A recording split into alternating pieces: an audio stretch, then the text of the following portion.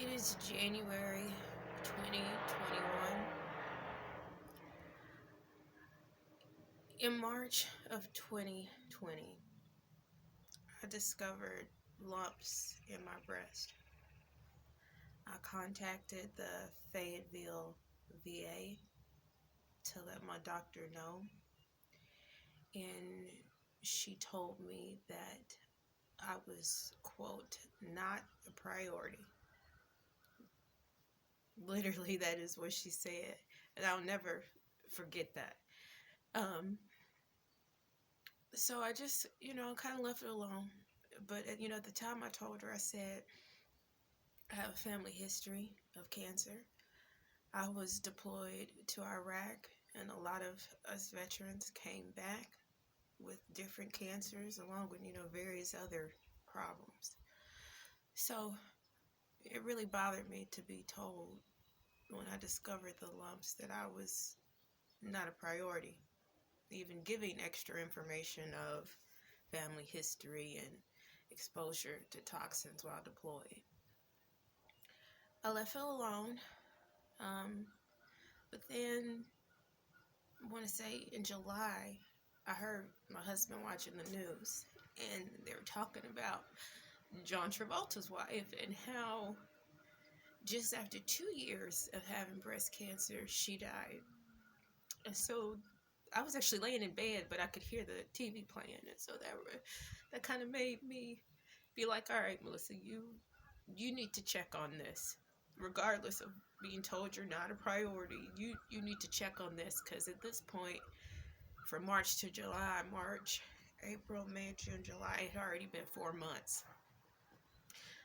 So I'm calling around again. So this time I call the Little Rock VA, and I tell them, hey, I've been trying to get in since March.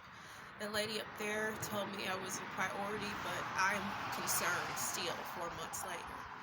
Because, they didn't go away or anything. It wasn't breast changes. I'd never felt that before. So I let them know.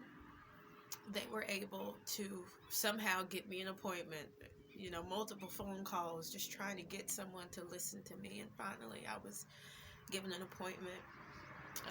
At the appointment, they felt around. They were like, yes, we do feel the lumps. We're going to go ahead and do the immediate mammogram. So they did that, and then immediately decided to do the biopsies.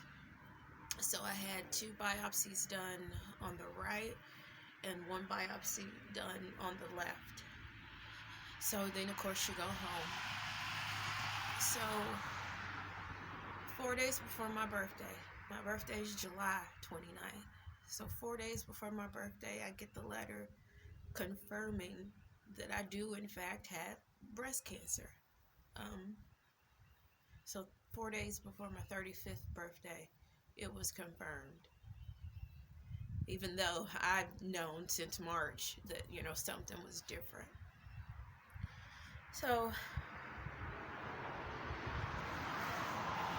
in August, the Fayetteville VA finally calls me back to try to look into it, and so I have to let them know I've already been checked out through the Little Rock VA, and they're trying to help me.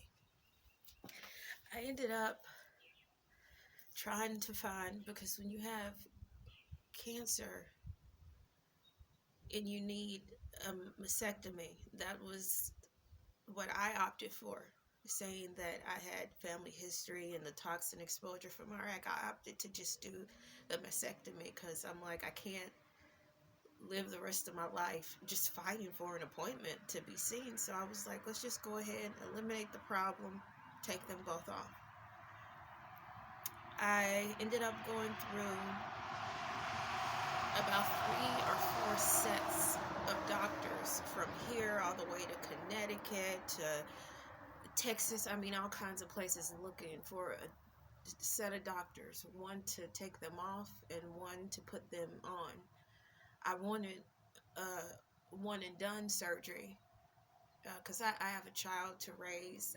I don't, he's homeschooled. He was homeschooled before the pandemic, so I know I needed to take care of it and just be done with it. So it took It took like 4 sets of doctors before I was able to find one. The doctors, the ones that weren't chosen, were because they would meet me and they would just tell me what was going to happen. All right, we're going to cut your boobs off. Da, da, da, da.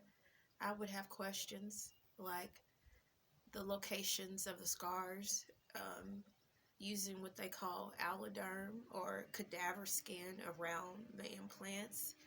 Um, my biopsies would get infected, which they say was rare. So I was very concerned about having a foreign substance like the cadaver skin put in. Um, so, and even let's say doing a lift, because I get rashes under my breast from the skin to skin touching. And so I'm like, well, if they're going in anyway, they might as well try to do the lift to eliminate that problem that I have. So I was finally able, like, let's say December, fine. No, actually, I had gave up. After, from going from March, April, May, June, July, August, September, October, after about 7 months of not being treated with respect, of showing me what you are going to do to me and why is it better that way, and basically treating me like a human, explaining what you were going to do to me, I kind of gave up for the holidays. And I was like, I guess in my mind I thought this may be my last holidays with my child. You know, Thanksgiving or Christmas crossed my mind. And so I was like, I'm just gonna take a break from having these things done. Um, so like I said before, when I ended up getting the biopsies done, and I'm a very open, honest person, and I'm going to tell you things that you probably don't want to hear, things that people don't normally say. When I had my biopsies done, they got infected. So I live in the middle of nowhere, like 2 hours from either VA. So I get an infection, and I notice it because there's now a giant lump over here and over here. And so I have to go to the ER. Now, the VA will tell you that veterans are very well taken care of. We can go wherever we want to go. We have access to medicine. That is not true. There is a Patriot Act that says you can go everywhere, but you have to get approval from the VA for that. I have been back in Arkansas over 2 years, and the whole time I've been trying to just get in the VA to get a normal primary care doctor before this ever even happened, and I was unsuccessful. They would set me an appointment, and it would be months out. Then I would say, hey, I want to use the Patriot Act, the Community Care Act, to go see someone who can see me now, because I need to be seen now. I have a giant lump here. And while they were biopsying my breast, they also biopsied it, because apparently my thyroid, one is overproducing, the other one is underproducing. So when they run lab work, it comes back fine. But there's a knot here that I've had to go get a shot for due to pain a couple times. I have to be watched taking medicine because it hurts to swallow. It'll get stuck. I have to take small bites of food to not choke. So that was something I want to say when I first got back I was looking into. Nothing really ever happened with that, but once they found the cancer in my breast, they biopsied this. It came back negative, which is good, but it still causes problems that they want to look into after the cancer is taken care of. So that's a potential surgery I have coming in the future. My leg, I actually have like a hardcore metal knee brace that I use. When I was deployed to Iraq, like I said, I'm a disabled veteran. I'm officially diagnosed with PTSD and migraines. Um, Even though I've suffered this leg pain forever, I was told don't put in for that because you're already paid at 100%. So I didn't. But when the cancer happened, then I'm becoming weak and tired and not able to even do my normal around the house things. I was trying to look into getting my husband my caregiver, and they said, well, you can't have a caregiver. We don't do caregiver for cancer, so we don't do it for PTSD or migraines. It would have to be something physical. And I'm like, but my knee has always been a problem, like fibromyalgia pain, and just they take an x-rays and say that, hey, we do see degenerative things in your knees and hips. They gave me a shower chair, gave me a cane, gave me this hardcore knee brace, but that was about it. So on a daily basis, even before cancer, I'd say I functioned at a level 5 pain on a daily basis. I drive in tears. I walk around in tears and pain from just my migraines to my leg pains. My son was in soccer. I tried to help coach one day and ended up in the ER. Also, in January of 2020, prior to this lady in March telling me I wasn't a priority, I had anaphylactic shock. Like, for some reason, I felt like I had a sinus infection, and but I had no equilibrium. I would just fall over and get bruises, and she ended up giving me some sinus medicine. But a couple days after being on it, I had anaphylactic shock, and my friends had to take me to the emergency room, which is a whole nother story, because they kicked me out the emergency room, even though I had to be carried out, because they sent me home. I had to be carried out, and after about the third hospital, a civilian hospital ended up keeping me. But after that, I went to see the doctor, and she told me, I said, hey, I think I might have developed a reaction to this antibiotic, because I'm already allergic to other antibiotics like it. So her advice to me was, keep doing what I'm doing. Keep taking the antibiotic that could have caused this anaphylactic shock. I had paperwork from all the ERs and hospital stays, and she said that there is no proof that I had anaphylactic shock, even though I took her the paperwork. And she refused to give me an EpiPen or look into what may have caused it. And then March happened, and she refused to even schedule me something for the lumps. And I was told by the Little Rock VA that even though there is a pandemic, I should not have been denied being seen, because they never stopped seeing new cases. So during this process of waiting this past year, most women, once they discover they have cancer, go under the knife within 2 to 3 weeks. It took me 10 months to go under the knife.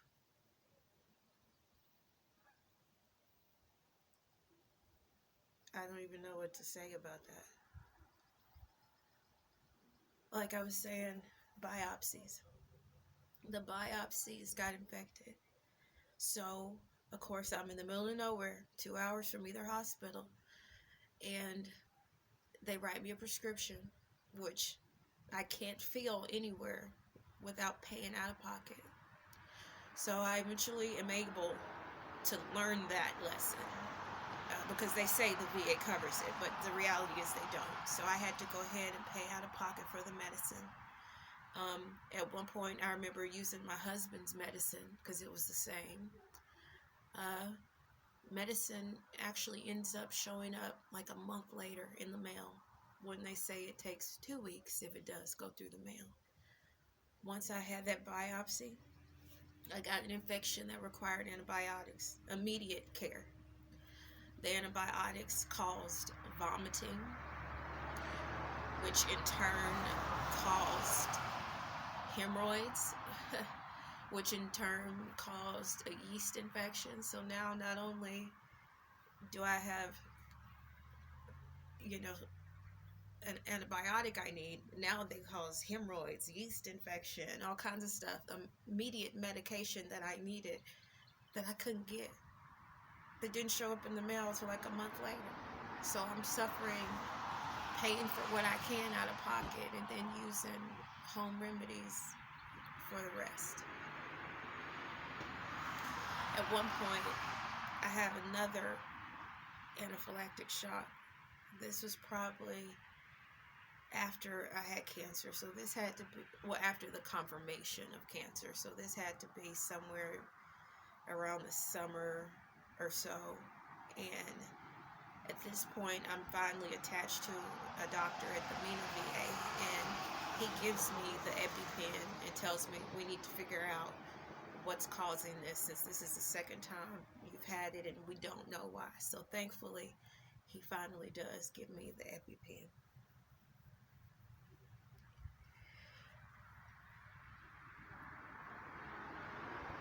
Like I said, I was officially diagnosed, let's say November 25th or something of July. Well, I always had the goal of, I need to get on my big girl stuff and get life insurance, all those things. So that was my gift to myself for my birthday this year. So on June 30th, for my birthday present, I got policies, life insurance policies, on myself, my son, my mother, my husband, to make sure we were all taken care of. The policy was effective immediately. I answered the questions appropriately. They ask questions like, in the last 5 or 10 years, have you been diagnosed with a disability? And I say no, because I've been disabled for over 15 years. I don't have a new disability. And when they ask me my occupation, I say disabled veteran. It's been that way since I was 19 years old. And then I get the official diagnosis of cancer late in July, because remember, by June 30th, I had been told, you're not a priority, there's nothing for us to look into. So when they ask me, do I have any conditions, I say no again, right? Because I'd been told I have nothing to be worried about. But the other day, I just got a notice in the mail from Gerber that they dropped my insurance policies due to that 5-year, 10-year question that I answered no to, and due to the fact that I have an illness, which I guess is the cancer, even though as of the 30th of June, I had no scheduled appointments to check it out. I had no inkling at that point that that was a question I should have answered yes to, or that them putting the 5-year versus 10-year was me supposed to know to say, yes, I have a disability, even though my occupation did say that. So Gerber has somehow found a loophole to drop me from that, which legally shouldn't be possible. But once again, legally, a doctor shouldn't get away with saying they won't treat your cancer. It's their job to look into it. So legally, I have 2 well-documented paper trails of things that were done wrong that I can't do anything about.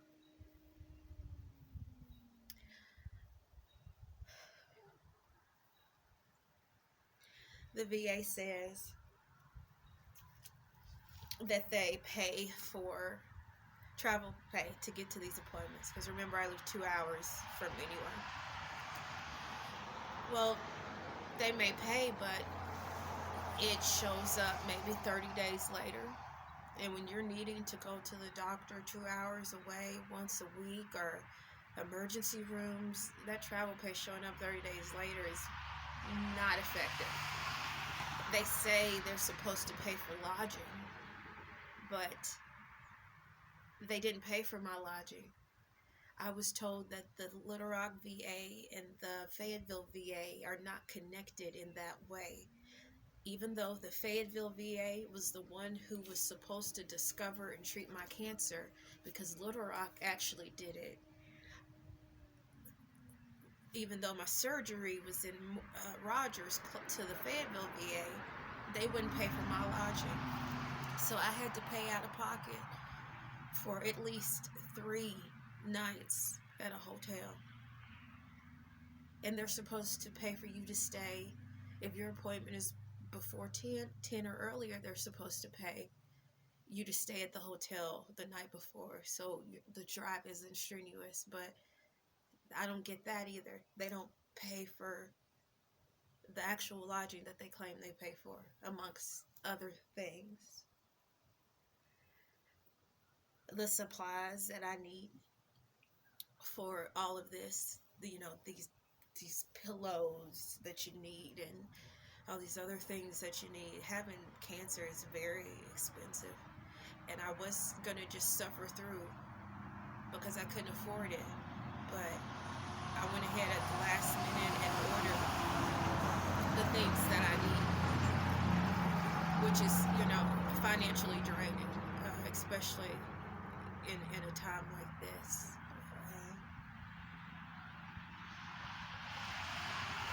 Since my surgery,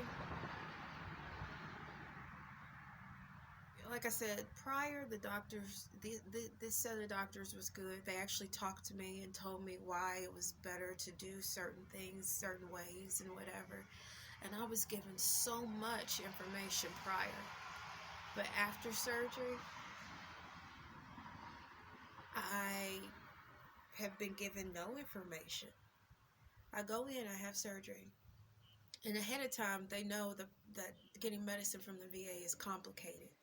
So they write the scripts ahead of time, and we go through the hassle of trying to fill it, and it doesn't work, so they do it again. But we know this ahead of time, so I have the medicine they prescribed before the surgery.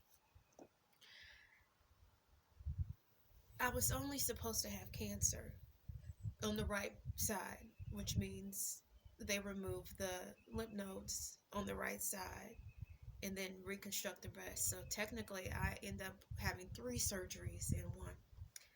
But prior to that, they did an MRI and saw some cloudiness in the right lymph node, on the left side lymph node.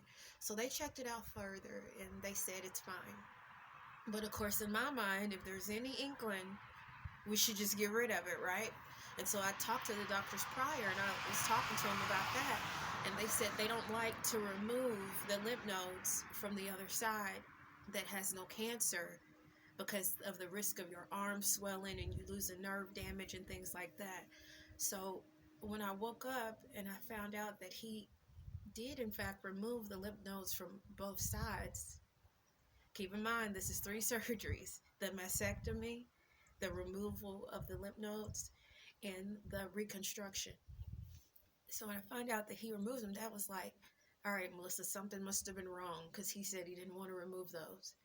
So later, I get a call, and he tells me that they did in fact find cancerous things on the left side. So he said I was lucky or smart to go ahead and have both breasts removed. I would have been devastated if I went through all this pain on the right side just for it to come back on the left side. So my advice to women: you may love your boobs, but it's not worth your life. So if there's any problem in your breast, these doctors are not perfect. Go ahead and get rid of it, all of it. It's not worth it. After I woke up from my surgery, I guess normally, and this is why I think the main reason I wanted to make a video is because I see all these women, and they're waking up from surgery and they're happy, they seem well. When I woke up from surgery, I was in pain, of course, having 3 in 1, but the medicine they gave me was oxycodone. And I guess normally that works for people. Maybe for the woman that doesn't already have migraines or knee pain or whatever, maybe that oxycodone works. Maybe because they said it's rare for someone to do all 3 at once like I did.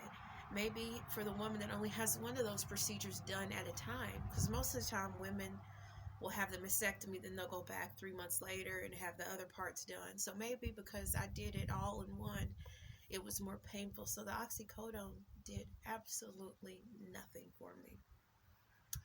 They ended up having to give me Dilaudid. So they didn't want to give me Dilaudid, even though that was what was showing effective. There was one night in the hospital because they kicked my husband out. You have to be alone these days during the pandemic. I had this one nurse. She was an RN. She was like the head of the staff that night. She would come in and she would try to give me the oxy, and I told her, I said, you can give me whatever you want, but you're just prolonging my pain because we've already established that that medicine is not effective. So she eventually gives me the Dilaudid. Now the Dilaudid, if I'm at a 10, I'm a 5 on a normal basis with my leg pain and stuff. So if I was at a 10, the Dilaudid only brought it down to an 8. I remember when they brought me in the room, I heard my husband and the nurse talking, and he was saying to her, she must really be out of it still. But I wasn't. I was just in so much pain. I couldn't open my eyes. I couldn't even speak. I was aware of everything. It was just, it took like too much energy or effort to just open my eyes or to say anything. So when they gave me Dilaudid, it brought my pain down to like an 8, where I was able to open my eyes and say, no, hey, I'm awake. It just hurted too much to open my eyes or speak to you. So that nurse was horrible. She put, anyways, they tried to give me the oxy again, of course. And then this time it causes itching. So then I need Benadryl. And they end up keeping me in the hospital extra night because apparently you're supposed to just be ready to go home after day 1. So they keep me an extra night. I tell them, okay, look, the other night when y'all gave me the Dilaudid and the Benadryl together, I was actually able to sleep for 2 hours. So I was like, I understand oxy normally works, and I understand that's what you want to release me on, so just give me the Dilaudid and the Benadryl at bedtime. Let me try to get some rest, and then I will be ready to deal with this pain on the oxys you want me on, even though it doesn't work. So they did that. I had a nice nurse that next night, and she gave me what I said I needed to rest, and I was able to sleep. So then the next morning, I take the oxy like they want, and they released me from the hospital. Within hours, I start developing a migraine, and I'm like, okay, well, maybe I need to eat something. And so we go and we get something to eat, and then it's time for my second dose of oxy from the hospital. So then I take it again, and then this time my headache is even worse. So I'm like, okay, well, I just need to keep taking all my medicines. And so I take it again. Well, by the time I wake up in the middle of the night, I have an eye mask on. It's dark. I can't, the sound, the light, it is so painful that my husband has to take me to the ER for the migraine. And so they end up saying that they think the oxy, not only that it doesn't work for me, that it's causing migraines. So then they try something else. Same thing they tried in the hospital, right? Because they're trying not to give me Dilaudid. They want the oxy to work. So in the hospital, just like they were about to do in the ER, they gave me Toradol, I think. And it increased my heart rate to 150. They thought I was having a heart attack or something, because I guess your heart's supposed to be under 100. And so it increased my heart rate to 150. So then they decide, okay, fine, we'll give her the Dilaudid since the Toradol is causing more side effects. And that's what happened in the hospital. Now, they tried to do that when he took me to the ER for my migraine, and I let him know, I said, hey, you can't give me Toradol because it jumps my heart rate. And they told me, well, you need to add that to your list of allergies if that's what it does. So now I know. So they send me back home. I call the doctors, and I'm calling both of them. I'm calling all the doctors, right?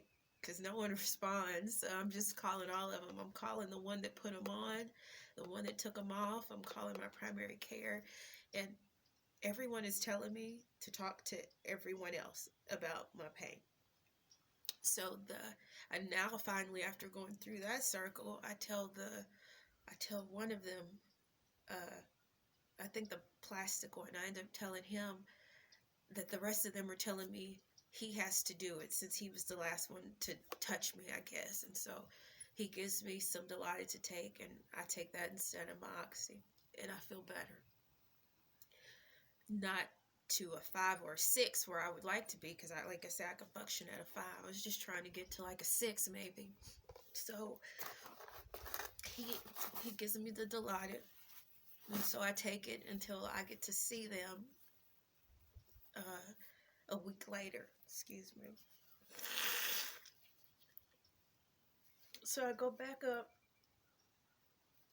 for the week thing, and the only thing the doctor says is they look great. And I'm concerned because after that first night, my husband had to take me to the ER. Like, remember, I had an extra night in the hospital. He had to take me to the ER this first night home. He almost took me back to the ER the other night because I want to say I'm swelling, and we don't know whether this is a sign, because I've had family members that have passed from a blood clot versus passing from bleeding out. So I'm concerned that the swelling, that does he need to take me back to the hospital? Is this a potential blood clot? Because it's different. And I don't know what is normal for after surgery, because no one has told me, hey, these things can happen. You say there can be swelling in the arms, but I was swollen down in my ankles and my feet and my legs, and I just didn't know whether it was normal or not. So we call around and we just get advice to just elevate your feet. So we take that advice, right? So we don't go to the ER. But when we go visit the doctors a week later, like I said, the only response I'm getting is they look great. No one wants to talk to me about my pain, about my legs, because actually the night, I didn't go talk to the ER people till later that night, because I told them, I said, hey, I mentioned this to the doctor earlier, and he just kind of ignored it, that I was concerned and I was starting to swell. So he ends up going ahead and prescribing me that Dilaudid the night I went to the ER, and they told me to not take the Oxy anymore. So then when I go back up for a week, I'm basically out of the Dilaudid, because they gave me a 4 milligram pill, and I had to take 2 to even get relief. So basically I think the pills are 2, 4, and 8. So I was on a 2, so I would have to take twice the pill. So I would have to take a 4 milligram, 2 tablets to get any relief. So I ran out of those. So when I go back and I'm in pain and we're trying to see, my husband actually catches the nurse shaking her head at the doctor to not prescribe me any more Dilaudid to go home with, because they keep saying the Oxy should work, even though it causes migraines and itching and stuff. So we go home, and I'm still in pain, and I realize, and then he tells me, now these tubes, I'm going to go ahead and show you.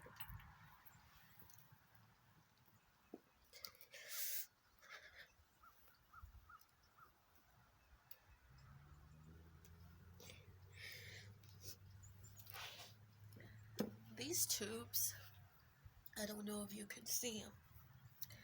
I'm attached to some stuff, okay? These tubes are going from the side of me, and then they come out, and I have to hold them in this sack. Now,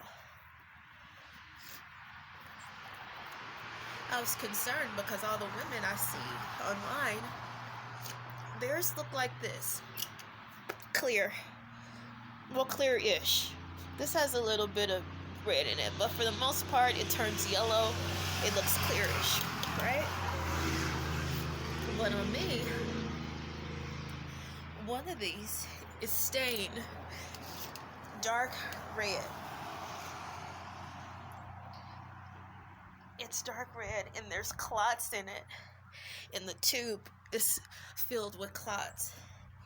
Now, when they first put these bags on, they had to cut the bulbs off because there were so many blood clots in the bulbs that it couldn't do what it needed to do. So they had to cut them off and install new bulbs. So when I go to the doctor for a checkup, I expect for him to look at these tubes and see that one of them is dirty and grimy, even if the blood color is supposedly normal. See how dirty and grimy it is? These things coming out of my side. It's dirty. And I asked them, I say, hey, these are coming undone due to me showering. How do I keep them safe? Or sanitized, basically. So I remember when I was pregnant with my son, I was in the hospital like the whole time. And he came out 8 months early. He came out a month early, weighed 5 pounds. It was a struggle, and they tied my tubes because it was too hard to carry another child. So I already know that when you have a device coming out of you that has to stay in for an extended amount of time, they had to clean that thing every 3 days. They had to take it off, make sure it was sanitized. These ones, they're telling me, let the tape fall off that is securing it and keeping it clean. Now, I was a pharmacist, a pharmacy tech in the military and the civilian world. I worked in the hospital, in the clinic in Iraq. I know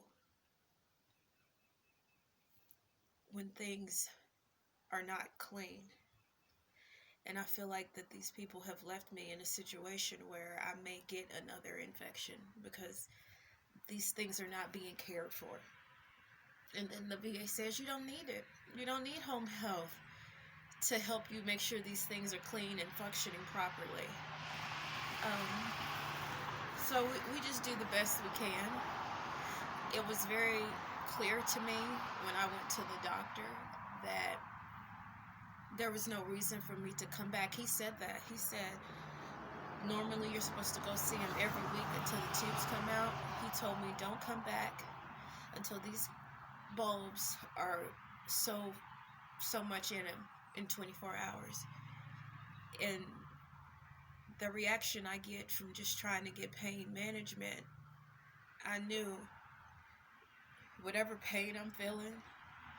And he, quote, said that to me, actually. He told me, you need to just suck it up with the pain. You've been through basic training. You're a soldier. You should just suck it up. Suck it up and you're not a priority are two things that have been said to me that I will never forget. So one of the hardest things I guess I go through is my family and friends asking me how I am every day, because they can't do anything about my comfort, right? They don't prescribe medication. They don't know what's happening here. So I try not to talk to them because I don't have anything good to say. Sorry about that, family, but I have been, when I was in Iraq, I didn't find this out till 13 years later. My convoy was hit. And basically that means that it was a group of military vehicles traveling and things went awry. My chow hall was bombed. So that basically means where we eat, a bomb fell on us. And then I was found unconscious and naked. So I didn't know about these things even though they happened to me till 13 years later.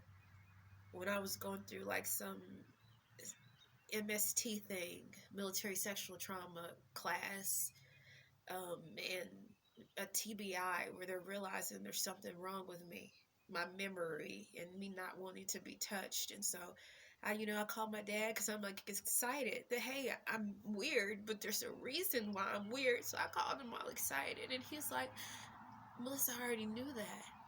I was like, what are you talking about? You already knew that. I don't know that, and it's supposed to happen to me. He was like, well, you were deployed. I got 3 separate phone calls of them letting us know. And I was like, oh, okay. And he was like, and when you came back, you used to have bleed throughs where you would talk about it or say something about it or show me pictures that you probably shouldn't have or know. And he was like, but we were advised to leave it alone, not bring it up. So that sucked that all of these things that I guess I developed coping skills against so many things. And I just thought something was wrong with me. I didn't know that there was a reason why I didn't want to be touched. Or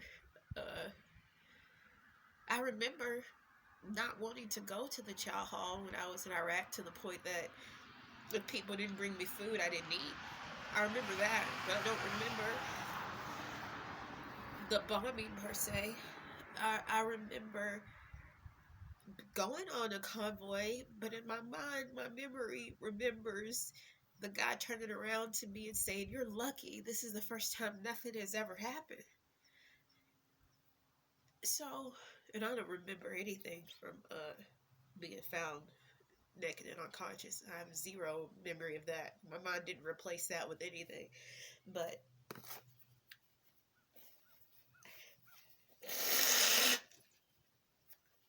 my point in telling you all of that is,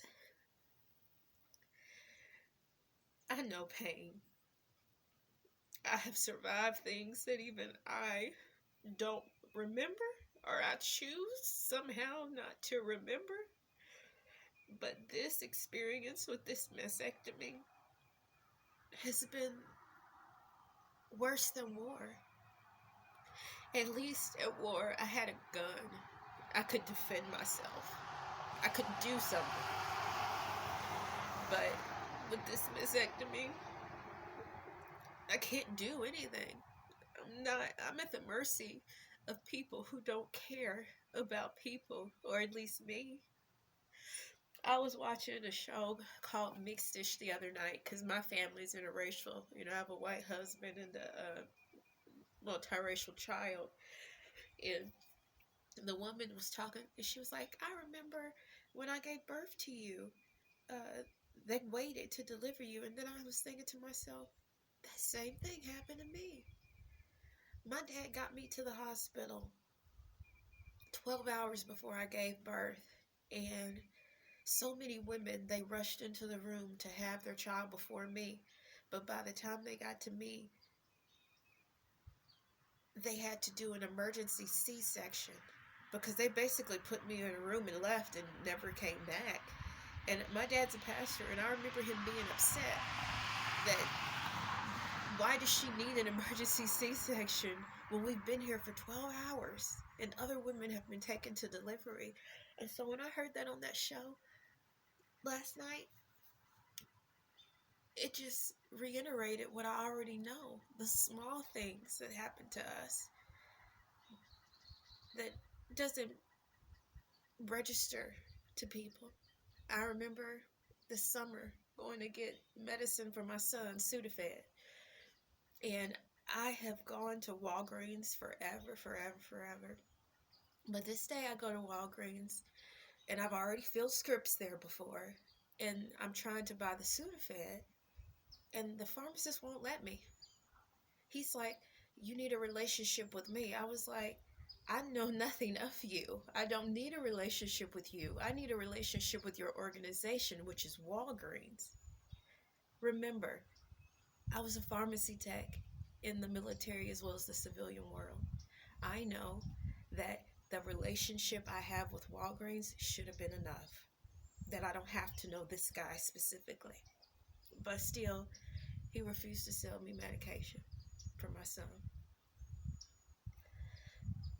Things like that happen all the time, and you just have to suck it up and deal with it because you're not a priority, and it's okay for people to treat you that way.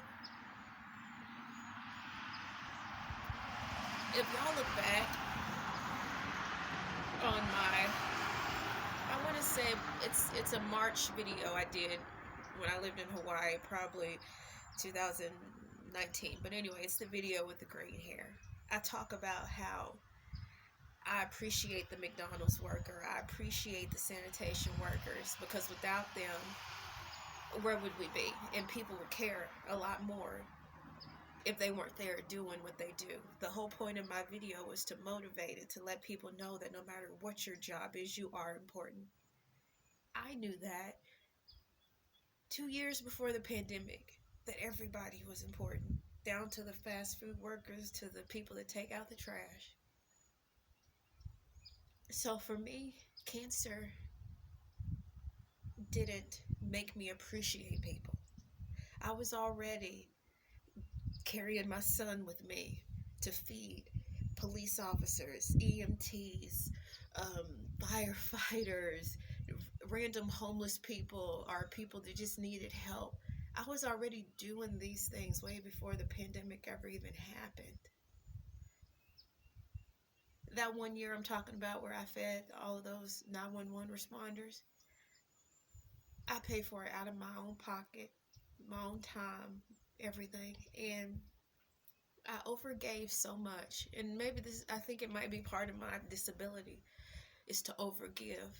I gave so much that I didn't have Christmas for my son because I spent all of my money feeding these people. But that's fine, because that's what I chose to do. And even my son understood that we don't need a holiday for gifts, because I show you I love you every day of the year. And that's not what Christmas is about anyway. And I remember letting him know I couldn't get anything. And then after, I said, but I'll get you something when I get paid. And so I took him to Toys R Us, and I said, you can have whatever you want. And he picked one gift that he wanted to share with his little friend. He's like, I got this one gift, Mommy, and it has multiple things in it so I can share it with my friend. He had the opportunity to spend all of my money at that Toys R Us that day. He chose not to. He chose to think of someone else besides himself. And I'm very proud of him for that. I know in one video, I talk about wanting to take him. I think it's the New Year's video where, you know, I eat 12 grapes and make 12 wishes. And I talk about wanting to take him to Legoland. And I was able to do that. But before I did that, we went to McDonald's and we got a chicken sandwich, a burger, some fries, and a drink. And we passed out bags, I want to say about 25 to 30 bags to the homeless people in Hawaii. And I did that with him to let him know that you're about to do things that I couldn't even do as a kid, or that most people will never be able to do in their lives. So I want you to appreciate it. I want you to get back when you can.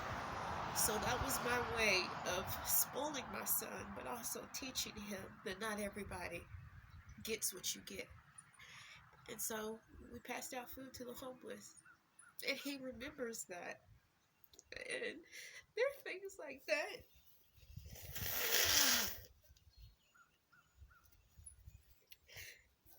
Everything I do may not have an effect on the world. It may not make the world a better place. It may not make people more kind to care about another person. But at least what I'm doing, as small as it may be, seems to be touching my son's heart. And that's all I really want. I want him to be a good person, even when the world is so bad, even when he's mistreated just because of the way he looks. I'm glad that there's a piece of his heart that knows People should be kind. And he is the reason why I decided to have the surgery removed. I remember asking one of the doctors I saw, if I do nothing, how long do I have to live? And she said, I've never been asked that question before. Most people want the cancer gone. They want to remove it. And I'd be lying if I said there wasn't a part of me that wanted to keep it. The world can be such a cruel place, and I've overcome so much, but I get tired. And my son being left behind in this world is the only reason I took that cancer out. Because I kind of wanted it to stay. I liked having a way out. Because, my dad's a pastor, so, religion-wise, suicide's bad. So the cancer was kind of like a blessing in disguise, where at least I could get out of this world. All of this struggle, and it not be by my own hand, that God chose to give me a way out. And so now that the cancer is gone, and I have no other way out but to continue to live and try to be the best I can be, even though it doesn't matter. It doesn't matter how good I am. It doesn't matter what I do. But I have to keep showing a better way to my kid, at the very least.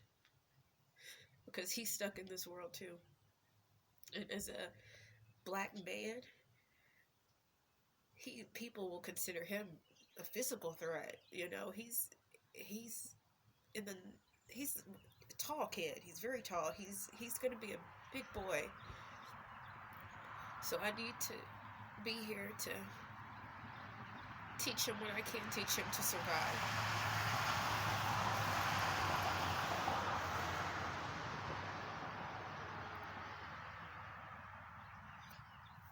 Like I said, the only thing cancer has done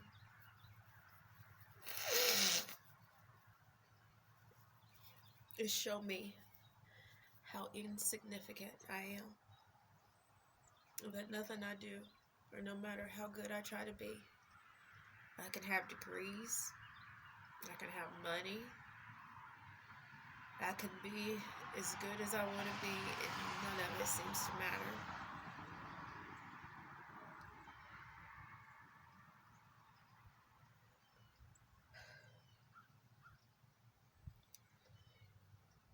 I'm afraid to have surgery on my neck or my leg, because that's another one of those things where I don't control. I can't control whether they give me medicine that is effective. And I wake up now, ever since I saw that doctor and the nurse told him, don't give me any more medication. I wake up and go to bed. I'm still in constant pain.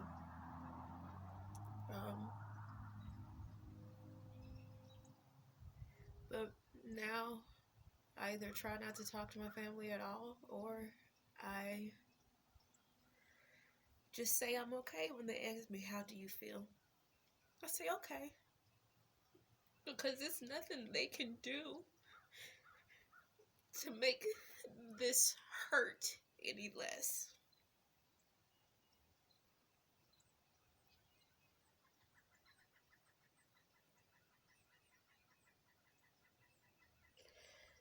I know what pain is.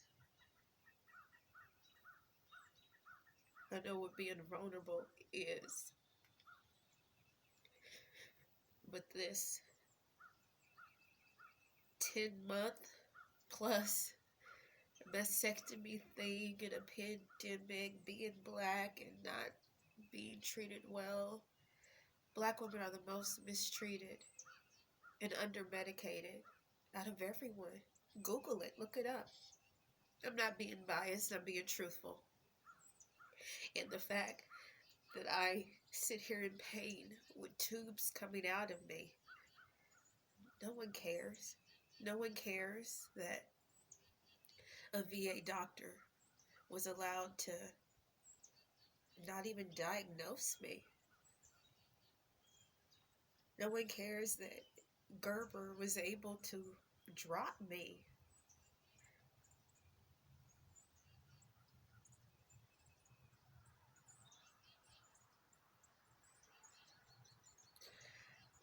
I guess I just wanted another video out there that doesn't just show women happy after their mastectomy.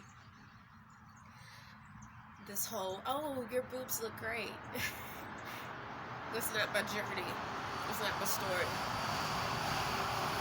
I don't care how these boobs look. I feel horrible. And no matter what they look like, they will never be mine. They will always be this Frankenstein pillow that is attached to me just so I can live for my son. That's all they are. Don't care what they look like. I'm sorry to have what I think to be a negative video, but I'm just showing you my truth, my experience, and it has not been a good one. And I'm gonna have these tubes coming out of my body for at least another week or two. No medication. I had to hire a girl out of my own pocket to come over and give me a bath. It's amazing what hurts, and these are numb. So it's like, what is it that's hurting? Literally, you touch my skin, my arms, you can touch me in places that should not even hurt, and it hurts. My back, my arms. This has been a horrible, horrible experience. Worse than being at war. Worse than the 8 months I spent in a hospital trying to bring life into this world. It's been horrible. And it's not gonna get any better.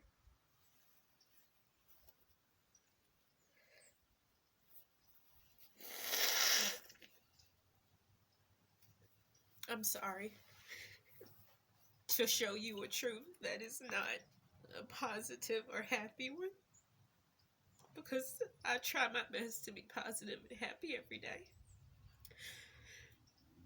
I don't need encouragement. I'm the one that encourages people. It's part of who I am. I cannot be okay, but I want you to be okay. So I apologize if this video brings anybody down. It's not intended to bring you down. It's intended to let you know that if you are one of these women that is having a hard time, that it's okay.